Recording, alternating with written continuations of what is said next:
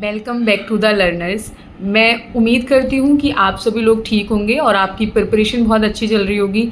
उसी जो प्रिपरेशन के चलते मैंने आपको एक लेक्चर डाला था related to the frog embryology part 1, जिसमें मैंने कुछ बेसिक चीज़ें आपको बताई थी फ्रॉग एम्ब्रियोलॉजी के बारे में कि उनका एग किस तरीके का होता है, एग में योग का डिस्ट्रीब्यूशन के बेसिस पे एग कैसा होता है, फर्टिलाइजेशन कैसा होता है, किस तरीके का वो डेवलपमेंट शो करते हैं, कौन सा लार्वा उनमें बनता है, मेटामॉर्फोसिस किस तरीके की होती है। तो कुछ बेसिक क्वेश्चन आप देख पा रहे होंगे, ये ऊपर भी लिखे हुए हैं कि एग का मतलब अगर जो एग ऑफ फ्रॉग है वो अमाउंट के बेसिस पे मीसोलेसेथल होते हैं, डिस्ट्रीब्यूशन के बेसिस पे टीलोलेसेथल होते हैं, फर्टिलाइजेशन उनमें एक्सटर्नल होता है और बॉडी के आउटसाइड होता है।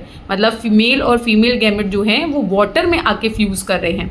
डेवलपमेंट इनडायरेक्ट है, मतलब लार्वल फॉर्म हमें इनको देखने को मिलेगी और इनके लार्वा को हम टेडपोल लार्वा बोलते हैं। मेटामॉर्फोसिस को ज़्यादा नेम दे रखे हैं, पॉलीवेंग करके एक लार्वा जो है वो भी इनके टेडपोल लार्वा का ही दूसरा नाम है। मेटामॉर्फोसिस प्रोग्रेसिव है, मतलब इंक्रीज कैरेक्टर होंगे अडल्ट फॉर्म में जब जाएंगे। ये मैंने पार्ट 1 में आपको सारी चीज़ें बता रखी हैं, डिटेल में आप वहाँ पे सुन सकते हैं। आज हम आपको स्टार्ट कर रहे हैं पार्ट 2, और पार्ट 2 हमारा मेन जो रहेगा which is related to the fertilization in egg. तो अभी हम जब फर्टिलाइजेशन इन एग की बात कर रहे हैं तो देखो, फर्टिलाइजेशन के लिए हमें एक चीज़ तो पता है कि यहाँ पे हम बात करेंगे मेल और फीमेल गैमेट के फ्यूज़न की, कि मतलब मेल और फीमेल गैमेट आपस में फ्यूज़ होगा। अब जब हम फ्यूज़न की बात कर रहे हैं तो हमें ये भी पता है क्योंकि इनमें एक्सटर्नल फर्टिलाइजेशन है, तो ये जो प्रोसेस होगा इनका ये मतलब वाटर में हमको देखने को मिलेगा। तो जब हम इनमें फर्टिलाइजेशन की बात करेंगे तो सबसे पहले हम जो फ्रॉग है उसके एग की बात करते हैं। जो फीमेल फ्रॉग है उनका एग किस तरीके का दिखाई देता है, उसमें क्या क्या चीज़ें होती है, क्या क्या नहीं होती है। आप यहाँ देख सकते हैं कि एग बना है, लेकिन थोड़ा सा चीज़ें बहुत ज़्यादा कंजस्टेड है, तो मैं आपको यहाँ पे बना के दिखा देती हूँ। तो देखिए कि अगर मैं मान रही हूँ कि ये मैंने एक फ्रॉग का एग ले लिया है, ठीक है, तो आप ज़रा समझेंगे ध्यान से क्योंकि इंपॉर्टेंट है। अगर आपने ये क्लियर कर लिया तो आगे की चीज़ें आपको बहुत ईजी लगेंगी, लेकिन अगर आपने इसको समझने में थोड़ा सा वो करा तो आपको चीज़ें थोड़ा परेशान कर सकती हैं। तो अगर मैं फ्रॉग के एग की बात करूँ तो मैंने यहाँ पे एक सेंटर में एक लाइन ड्रॉ कर दी है which is known as equator. मतलब अब हमने एग को 2 पार्ट में डिवाइड कर दिया है। अब अगर हम 2 पार्ट में डिवाइड करने के बाद देखें तो जो नीचे वाला पार्ट है इसमें हम लोगों को पता है कि हमने पहली वीडियो में बताया था शायद आपको कि इसमें ना एक योग फिल रहता है, ठीक है। योग का मतलब है जो एग के अंदर न्यूट्रिशनल सब्सटेंस है जो बहुत सारी चीज़ों के लिए रिस्पॉन्सिबल होगा। तो ये हमने बता दिया कि ये आपका क्या होता है, यहाँ पे योग फिल रहता है। एग के जिस पार्ट में भी योग फिल होगा हमेशा ध्यान रखिएगा उस वाले पार्ट को हम लोग वेजिटल पोल के नाम से जानते हैं, ठीक है।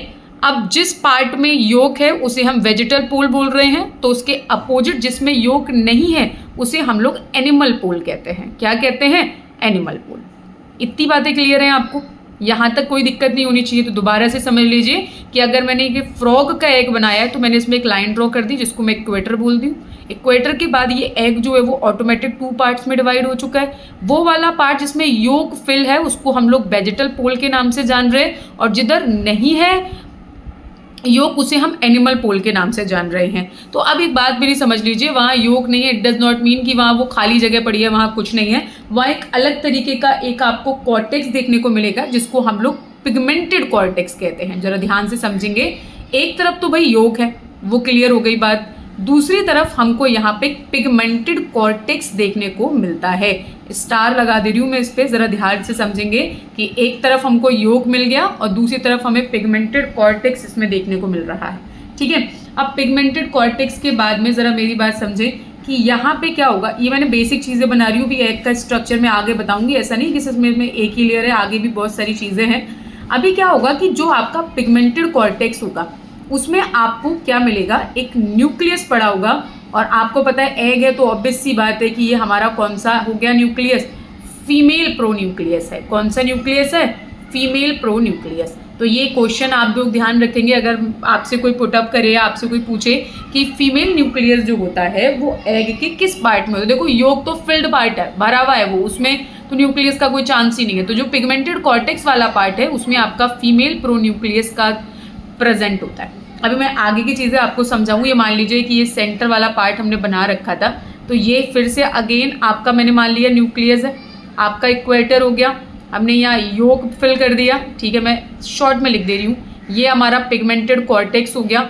अब इस एग के चारों तरफ अगर हम देखेंगे तो इस तरीके से एक लेयर पाई जाती है, ठीक है, जिस लेयर को हम लोग बोलते हैं वेटलाइन मेम्ब्रेन। क्या बोलते हैं भाई? वेटलाइन मेम्ब्रेन बोलते हैं। क्या बोलते हैं? Vitelline membrane. I think spelling mistake होगी, यहाँ देख लीजिए आप, वेटलाइन मेम्ब्रेन बोलते हैं। क्या बोलते हैं? Vitelline membrane. तो दोबारा से मेरी बात को समझेंगे, इन सारी चीज़ों के बाद में ये जो आपका एग के चारों तरफ एक लेयर प्रेजेंट है जिसे हम लोग वेटलाइन मेम्ब्रेन कहते हैं। क्या कहते हैं? Vitelline membrane. अब इस वेटलाइन मेम्ब्रेन के चारों तरफ भी हम आपको अगर दिखाने की कोशिश करें तो एक ये जो आपका फ्रॉग का एग है वो चारों तरफ से जेली लाइक कवरिंग से क्या रहता है? कवर्ड रहता है। तो अभी हम इतनी सारी चीज़ों को समझ चुके हैं, जो भी चीज़ें हमने समझी हैं मैं आपको इस वाले डायग्राम में क्लियर करके दिखाना चाहूँगी, ज़रा आप समझिए। एक चीज़ मैं आपको इसमें बताना भूल गई कि आप लोगों ने जब oogenesis पढ़ा है तो आपको पता है कि oogenesis के प्रोसेस में हम लोग जब डिवीज़न करते हैं तो वहाँ पे हमें पोलर बॉडीज़ मिलने को बनती हैं। तो ये सेकेंडरी oocyte ही है, एक डेवलपमेंट पूरी तरीके से अभी एग का नहीं हो पाया है। तो हमारा कहने का मतलब है कि यहाँ पे भी आपको एक पोलर बॉडी देखने को मिलेगी, और जो पोलर बॉडी आपको देखने को मिलेगी वो कहाँ पर होगी? आपकी ये वेटलाइन मेम्ब्रेन के बीच में यहाँ पर आपको एक छोटी सी पोलर बॉडी जो है वो यहाँ पर देखने को मिल सकती है। ठीक है, अब इसके बीच में जो स्पेस देख रहे हैं जहाँ पे पोलर बॉडी है, इसे हम लोग क्या बोलते हैं? पेरी वेटलाइन स्पेस कहते हैं। क्या कहते हैं? Perivitelline space. ज़रा दोबारा से आप मेरी चीज़ों को समझ लीजिए जो मैंने हम लोगों ने क्लियर करी है, because it is very important. कि ये मान लीजिए, मैं थोड़ा लार्ज करके बना देती हूँ इसको। ये मान लो कि फ्रॉग का एग है, यह आपका क्या हो गया? इक्वेटर। ठीक है, इसके सराउंडिंग में जो मेम्ब्रेन है इसको हम लोग बोल रहे हैं वेटलाइन मेम्ब्रेन।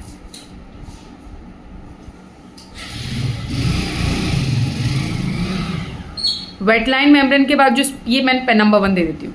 वेटलाइन मेम्ब्रेन के बाद में जो स्पेस है इसको मैं बोल रही हूँ पेरी वेटलाइन स्पेस। क्या बोल रहे हैं? Perivitelline space. इसे मैं नंबर 2 नाम दे देती हूँ। ठीक है, इस पेरी वेटलाइन स्पेस में हमको क्या देखने को मिलेगी? Polar body. क्या देखने को मिलेगी? Polar body. ठीक है, पोलर बॉडी यहाँ पर प्रेजेंट, पोलर बॉडीज मान लिया हमने। ठीक है, ये आपका क्या है? इक्वेटर। मैंने पहले ही आपको बता दिया। इसमें जो सबस्टेंस फिल्ड रहता है इसको हम लोग क्या बोलते हैं? योक। क्या कहते हैं? योक कहते हैं। अब अगर यहाँ ये योक है तो ये आपका कौन सा पोल हो गया? वेजाइटल पोल। कौन सा पोल है? वेजाइटल पोल। यहाँ योक कुछ नहीं भरा हुआ है ये, और वेजेटल पोल के अपोजिट है, तो इसको हम लोग क्या बोलेंगे? एनिमल पोल। क्या बोलते हैं? एनिमल पोल। अब ये जो आपका भरा रह गया, एक सबस्टेंस खाली है अपोजिट टू द योग, इसको हम लोगों ने अभी मैंने बताया था आपको, इसको हम लोग कहेंगे, इसमें एक जो भरा रहेगा सबस्टेंस उसको हम लोग कहेंगे पिगमेंटेड कॉर्टेक्स। क्या बोलेंगे? Pigmented cortex. इस पिगमेंटेड कॉर्टेक्स में आपका क्या रहेगा? आपका फीमेल न्यूक्लियस। क्या प्रेजेंट रहेगा? फीमेल न्यूक्लियस या फीमेल प्रो न्यूक्लियस, जो भी आप कहना चाहें, एज यू फील कंफर्टेबल। तो ये सारी चीज़ें मैंने अभी तक आपको यहाँ पे क्या करी? बताई। नेक्स्ट चीज़ जो हमें यहाँ पे जाननी है, ज़रा ध्यान से सुन लीजिएगा कि आपका, अभी देखो मेरी बात सुनो, कि ये आपका फीमेल प्रो न्यूक्लियस हो गया, ये आपकी पोलर बॉडी हो गई, वेटलाइन मेम्ब्रेन हो गई, पेरी वेटलाइन स्पेस हो गया। साथ में एक चीज़ मैं आपको बताना चाहूँगी कि मेरी बात सुने, कि ये आपकी वेटलाइन मेम्ब्रेन हो गई। ठीक है, ये आपका पेरी वेटलाइन स्पेस हो गया। ये आप जो थर्ड लेयर यहाँ पे देख रहे हैं इसे हम oolyma बोलते हैं। क्या बोलते हैं? oolyma। ठीक है, अभी मैं अगर आपसे पूछूं कि फीमेल प्रोन्यूक्लियस किस तरफ को है, तो वो एनिमल पोल की तरफ को है। किसकी तरफ को है? एनिमल पोल की तरफ। आई होप आपको इतनी सारी चीज़ें क्लियर होंगी। यहाँ पे आप देख लीजिए कि मैंने इसमें जो बना रखी हैं सारी चीज़ें। यहाँ पे एक और मैं चीज़ बताना शायद आपको भूल गई कि ये एग जो है वो चारों तरफ से एक जेली जैसी कवरिंग से क्या रहता है? कवर्ड रहता है। तो ये मैंने आपको लार्ज करके बना दिया। आई होप, मतलब डायग्राम तो इतना अच्छा नहीं बना है, लेकिन हाँ आप चीज़ों को क्लियरली देख सकते हैं। तो इसमें सबसे पहले एक जेली लाइक कवरिंग होगी। जेली लाइक कवरिंग के नीचे एक वेटलाइन मेम्ब्रेन प्रेजेंट होगी। जैसे आप वेटलाइन मेम्ब्रेन से अंदर की तरफ को जाएंगे तो एक पेरी वेटलाइन स्पेस आपको देखने को मिल रहा है। पेरी वेटलाइन स्पेस के नीचे डायरेक्ट आपको क्या देखने को मिल रहा है? oolyma, जो हमारे एग की चारों तरफ की कवरिंग है। इसके बाद में हम देख सकते हैं, अगर अंदर की तरफ जाएं तो यहाँ पे आपको एक इक्वेटर वाली लाइन देखने को मिल रही है। इक्वेटर वाली लाइन के इस तरफ को आपको क्या देखने को मिल रहा है? योक। और उस तरफ को आप जाएंगे तो आपको क्या देखने को मिल रहा है, पिगमेंटेड कॉर्टेक्स। ठीक है, पिगमेंटेड कॉर्टेक्स में हमें क्या देखने को मिल रहा है, फीमेल प्रोन्यूक्लियाई या फीमेल न्यूक्लियस अगर हम बोल दें।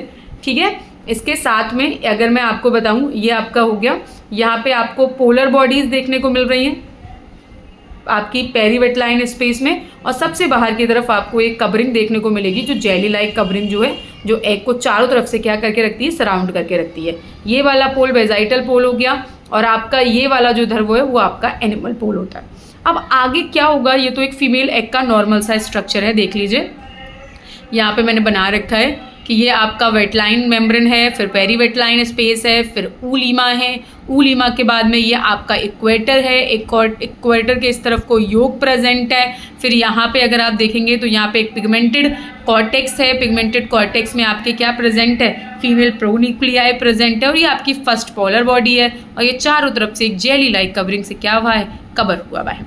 अब जैसे ही कोई फीमेल एग मतलब जैसे ही कोई फीमेल फ्रॉग इस एग को वाटर में रिलीज करती है, क्योंकि इस एग के चारों तरफ एक जेली जैसी कवरिंग है, तो jelly layer absorb water and swell up. तो जैसे ही जेली लाइक कवरिंग वाला एग वाटर में आता है तो वो वाटर को एब्जॉर्ब करेगा, और उसका पार्ट जो होता है वो हल्का सा क्या हो जाता है, स्वेल अप हो जाता है। अब स्वेल अप होने के बाद में अब वहीं पे वाटर में क्या प्रेजेंट है, आपका मेल न्यूक्लियस प्रेजेंट है। तो अभी होगा क्या कि मेल न्यूक्लियस जो है वो यहाँ पे आप देखेंगे कि ये आपकी जो बिल्कुल लास्ट वाली लेयर जो मैंने आपको बताई थी वेटलाइन मेम्ब्रेन, ये वेटलाइन मेम्ब्रेन के साथ ही यहाँ पे आपका स्पर्म क्या कर रहा है, एंटर कर रहा है। Sperm entry of head and neck, सिर्फ स्पर्म की हेड और नेक की एंट्री होगी, और यहाँ पे जो आपको एक स्ट्रक्चर बना हुआ दिखाई देगा जहाँ से ये स्पर्म एंट्री कर रहा है उसे फर्टिलाइजेशन कोन और रिसेप्शन कोन कहते हैं। इंपॉर्टेंट पॉइंट है, याद रखिएगा, मैं यहाँ लिख दे रही हूँ, वेरी इंपॉर्टेंट, कि जहाँ से स्पर्म एंट्री करता है उसे हम फर्टिलाइजेशन कोन और रिसेप्शन कोन कहते हैं। ठीक है, बाकी सारी चीज़ें एज इट इज़ पहले की तरह सेम है कि कौन कौन सी चीज़ें कहाँ पे प्रेजेंट है। तो जैसे मैं अगर इस वाले डायग्राम में दिखाना चाहूँ तो मान लीजिए कि यहाँ पे एक मानो डायग्राम आपका वो बना, फर्टिलाइजेशन कोन बना, और यहाँ पे मैंने स्पर्म की एंट्री दिखा दी, तो स्पर्म का हेड और मतलब नेक वाला पोर्शन ही सिर्फ उसका अंदर जाएगा, तो यहाँ पे ये प्रोन्यूक्लियाई है। ठीक है, तो अब क्या करना है कि ये जो न्यूक्लियर जो आपका मतलब फीमेल प्रोन्यूक्लियस के पास में जो आपका मेल न्यूक्लियस जाना है, तो इसके लिए जितना लंबा रास्ता तय करेगा, मतलब जितनी डिस्टेंस इन दोनों के बीच की होगी, आपका फर्टिलाइजेशन उतना ही ज़्यादा सक्सेसफुल रहेगा। तो मैंने यहाँ पे एक नोट पॉइंट लिखिए, for successful fertilization penetration path, ये पेनिट्रेशन पाथ होगा कि स्पर्म और ओवा के बीच की डिस्टेंस शुड बी लॉन्ग, कैसी होनी चाहिए, जितनी लंबी होगी आपका फर्टिलाइजेशन उतना ही ज़्यादा क्या होगा, अच्छा होगा। इतनी बात क्लियर है। अब आगे की बात अगर मैं आपको समझाऊं, ज़रा ध्यान से समझेंगे। यहाँ पे क्या है कि अब एक चीज़ आप नोटिस करिए कि अगर मैं एग और फ्रॉग की बात करूं तो जब फर्टिलाइजेशन नहीं हुआ होता है, जब तक स्पर्म एग के अंदर एंटर नहीं करा है, तो उनकी सिमेट्री जो होती है वो रेडियल होती है, लेकिन जैसे ही स्पर्म एंटर कर जाता है तो उसके बाद में इनकी जो सिमेट्री है वो कैसी होती है, बाइलेटरल हो जाती है। तो ये पिगमेंटेड कॉर्टेक्स है, स्पर्म की एंट्री हो गई, ये आपका योग हो गया। अब आपका जो पिगमेंटेड कॉर्टेक्स है स्पर्म की एंट्री के बाद में, वेरी इंपॉर्टेंट, जो आपका वो है कॉर्टेक्स है उसमें क्या होगा, रोटेशन होगा। समझ में आ गया? और वो भी किसकी तरफ होगा, opposite to the sperm entry. कितने एंगल का, 30 डिग्री एंगल का। और जैसे ही ये कॉर्टेक्स अपना रोटेशन करता है स्पर्म की तरफ को, तो इसके रोटेशन की वजह से, ये बहुत इंपॉर्टेंट पॉइंट है, यहाँ पे एक स्पेस देखने को मिलेगा जिसे हम ग्रे क्रीसेंट बोलते हैं। क्या बोलते हैं, ग्रे क्रीसेंट, जिसको मैंने शॉर्ट में लिख रखा है GC। अब जहाँ पे ये ग्रे क्रीसेंट बनेगा उस तरफ को हम लोग बोलेंगे डॉर्सल सरफेस, और इसके अपोजिट वाली सरफेस को हम लोग बोलेंगे वेंट्रल सरफेस। क्या बोलेंगे, वेंट्रल सरफेस। तो where the grey crescent form are called dorsal surface, animal pole, vegetal pole. तो अब देखिए हमने क्या चीज़ करी, स्पर्म की एंट्री के बावजूद जैसे ही स्पर्म एग में एंटर होता है तो वहाँ पे दो चीज़ें मैं पहले आपको बता रही हूँ। पहले तो एक तो सिमेट्री चेंज हो जाएगी, रेडियल टू बाइलेटरल हो गई। एंट्री होते ही, अब मेल जैसे आया है तो फीमेल कुछ तो चेंजेस करेंगी ना अपने अंदर, ऑब्वियस सी बात है। तो उनका जो कॉर्टेक्स है उसने भी 30 डिग्री एंगल पे रोटेशन कर, 30 डिग्री एंगल के पे रोटेशन कर लिया और उस रोटेशन की वजह से वहाँ पे एक अलग स्पेस हमको देखने को मिला जिसे हम लोग ग्रे क्रेसेंट बोल रहे हैं, जीसी बोल रहे हैं। इसकी अपनी इंपॉर्टेंस चीज़ें हैं, मैं अभी आपको बताती हूँ। और जहाँ जीसी बनेगा, ग्रे क्रेसेंट होगा, उसको डॉर्सल सरफेस और उसके अपोजिट वाले को हम लोग बोलेंगे वेंट्रल सरफेस। तो अभी ग्रे क्रेसेंट के क्या इंपॉर्टेंट पॉइंट हैं, ज़रा ध्यान से सुनिए। It in opposite side of sperm entry, मतलब स्पर्म की एंट्री के अपोजिट साइड में बन रहा है। Mark the future dorsal surface, जैसे ही बनेगा उस सरफेस को हम लोग क्या बोलने लग गए, डॉर्सल सरफेस बोल रहे हैं। Mark the position of dorsal lip of blastopore. अभी आपको शायद ये पॉइंट ना क्लियर हो, लेकिन आगे का जब आप ये समझेंगे तो आपको समझ में आएगा कि ब्लास्टोपोर के क्या फंक्शन है। Grey crescent convert radial symmetry of egg in a bilateral symmetry, कि ग्रे क्रीसेंट की बनने के बाद ही जो रेडियल सिमेट्री है वो ऑटोमेटिक बायलैटरल सिमेट्री में क्या हो जाएगी, चेंज हो जाएगी। तो बिफोर फर्टिलाइजेशन देखो कुछ भाई फीमेल प्रोन्यूक्लियाई पड़ा है, कॉर्टेक्स है, योग बना हुआ है, रेडियल सिमेट्री है, डिवाइडेड बाय मैनी पेल, मतलब मैंने लिख दिया है जैसे पहले, लेकिन आपको पता होगा कि रेडियल सिमेट्री मतलब अगर आप इसको चाहें तो आप इसे मैनी प्लेन से बहुत सारे पार्ट में डिवाइड कर सकते हैं। लेकिन आफ्टर फर्टिलाइजेशन क्या हुआ, अब यहाँ पे स्पर्म मिल गया होगा भाई, स्पर्म का न्यूक्लियस जो है वो इसकी न्यूक्लियस है, तो ये 2n जाइगोट वाला पार्ट यहाँ पे बन गया, ये कॉर्टेक्स वही रहेगा, योग ये है, और यहाँ पे ये आप देख रहे हैं स्पेस, ये क्या बना आपका जीसी ग्रे कॉन्सेंट। समझ में आ गया। और बायलैटरल सिमेट्री का मतलब क्या होता है, equal half only by one plane, कि अगर आप इन्हें दो इक्वल पार्ट में डिवाइड करना चाहते हैं तो ये सिर्फ एक ओनली वन प्लेन से ही डिवाइड हो सकते हैं। आगे की वीडियो के लिए जो हमारा टॉपिक रहेगा विच इज़ क्लीवेज और सिगमेंटेशन है, जिसे हम लोग सेलुलेशन भी बोलते हैं, विच इज़ वेरी इंपॉर्टेंट। बहुत सारे क्वेश्चंस आप लोग देखेंगे अपने PYQ क्वेश्चंस में कि क्लीवेज से पूछे गए हैं। Cleavage very important topic. तो अभी तक हमने फर्टिलाइजेशन पढ़ा, एक बार मैं आपको रिवाइज करवा देती हूँ। हमने देखा कि हमारे पास एक फ्रॉग का एग है, उसके चारों एक जेली लाइक कवरिंग है, उसके नीचे एक वेट लाइन कवरिंग है, उसके बीच में एक स्पेस प्रेजेंट है जिसे हम लोग पेरी वेटलाइन स्पेस बोल रहे हैं, उसमें एक पोलर बॉडी पाई जा रही है। फिर उसके बाद ऊलिमा है, समझ में आ गया, ऊलिमा एक लेयर है। फिर एक आपका इक्वेटर है, नीचे वाले पार्ट को आप लोग क्या बोल रहे हो, योग बोल रहे हो, ऊपर वाले पार्ट को हम लोग पिगमेंटेड कॉर्टेक्स कहते हैं, वेजाइटल पोल है, एनिमल पोल है। ये एग देखा हमने, ठीक है। एग में जैसे ही स्पर्म ने एंट्री ली तो उसका हेड और नेक अंदर गया, फीमेल मेल न्यूक्लियस को उसने अंदर छोड़ा। हमने बताया कि उन दोनों के बीच की डिस्टेंस, स्पर्म और जो फीमेल न्यूक्लियस है उनके बीच की डिस्टेंस जितनी ज़्यादा होगी फर्टिलाइजेशन उतना ही ज़्यादा सक्सेसफुल रहेगा। इसकी एंट्री के बावजूद ही आपका जो कॉर्टेक्स है वो 30 डिग्री एंगल पे रोटेट कर जाएगा। रोटेट करने के बाद में यहाँ पे इस साइड को एक स्ट्रक्चर बनेगा जिसको हम लोग ग्रे कॉन्सेंट बोल रहे हैं, ग्रे क्रेसेंट बोल रहे हैं। और जहाँ ग्रे क्रेसेंट बनता है वो आपकी डॉर्सल सरफेस, और उसके साइड में आपकी क्या बन जाती है, आपकी वेंट्रल सरफेस। समझ में आ गया। सिमेट्री हमारी चेंज होगी, रेडियल से क्या हो जाएगी हमारी बायलैटरल, क्या हो रही है, बायलैटरल सिमेट्री। समझ में आ गई होगी। आई होप में आपको इतनी सारी चीज़ें समझ में आई होंगी। नेक्स्ट वीडियो में हम लोग क्लीवेज का डिस्कशन करेंगे। क्लीवेज एक बहुत इंपॉर्टेंट टॉपिक है, आप लोग आगे देख सकते हैं, ये जो वीडियो का हमारा पार्ट होगा। Thank you for watching this video. अभी मुझे लगता है कि आपको कुछ तो पॉइंट फ्रॉग एम्ब्रियोलॉजी के बारे में क्लियर हो रहे होंगे। बाकी की वीडियो के लिए बने रहिए मेरे साथ। Thank you so much for watching this video.